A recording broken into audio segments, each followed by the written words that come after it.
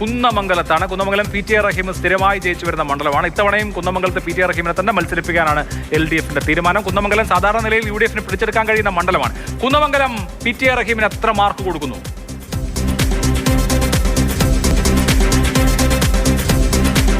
64.62.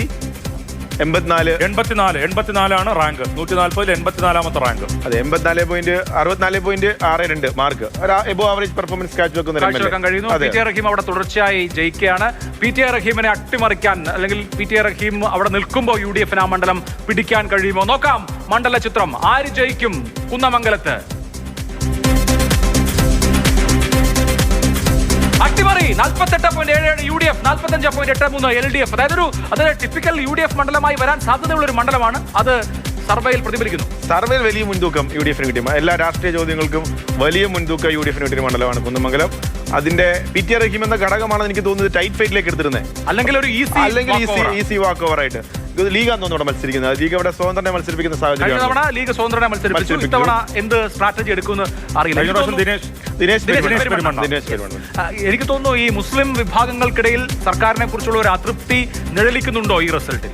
അത് ചില മണ്ഡലങ്ങളിൽ അത്തരത്തിലുള്ള കാര്യം. അതിനെ ഗംഭീര പെർഫോമൻസ് കാഴ്ചവെക്കുന്ന MLA വെച്ചിട്ട് അത് കവർ ചെയ്യാൻ പറ്റുന്നുണ്ട്. ഒരു പക്ഷേ ഇത്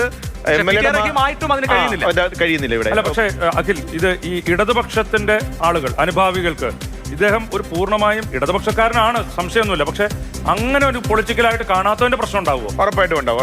ഇദ്ദേഹത്തിന് ഈ പറഞ്ഞുവിട്ട് ആ മണ്ഡലത്തില് ആളുകൾക്ക് അഭിപ്രായ വ്യത്യാസമൊന്നുമില്ല അദ്ദേഹത്തെ പറ്റി. എനിക്കൊന്ന് അദ്ദേഹത്തെ പ്രായം ഒരു പ്രശ്നമാണോ?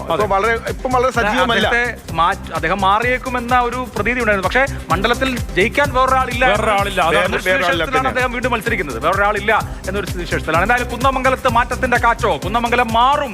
48.77 വോട്ടുകളുമായി, ശതമാനം വോട്ടുകളുമായി UDF കുന്നമംഗലം പിടിക്കുമെന്ന് കോറിന്റെ അഭിപ്രായ സർവേ.